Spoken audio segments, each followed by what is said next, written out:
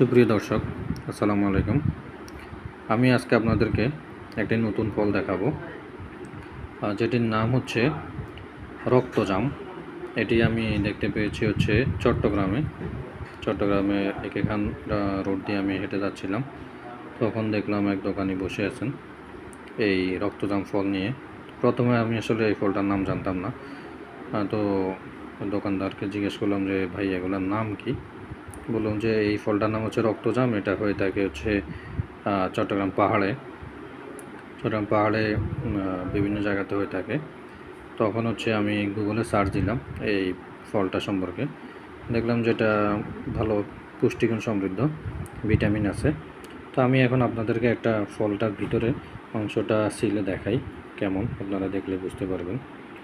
এই যে আমি একটা ফল ছিললাম, ছিলে দেখলাম ভিতরে ফলের অংশটা হচ্ছে অনেকটা লটকন বা কাউ ফলের মতো এরকম বিচি থাকে। আপনারা যারা লটকন খেয়েছেন তারা ভালোই বুঝতে পারবেন, বা কাউ ফলটা অনেকটা এরকম। তবে আমার কাছে খেয়ে অনেকটা কাউ ফলের মতোই মনে হয়েছে, যদিও এটা টেস্ট আসলে কোনো টকও না, মিষ্টিও না, অন্যরকম একটা টেস্ট, জাস্ট মিষ্টির থেকে একটু কম বলা যায়।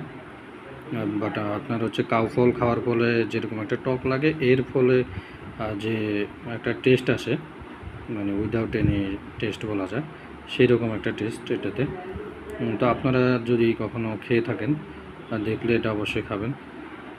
আজকে পর্যন্তই, সবাইকে ধন্যবাদ। আসসালামু আলাইকুম।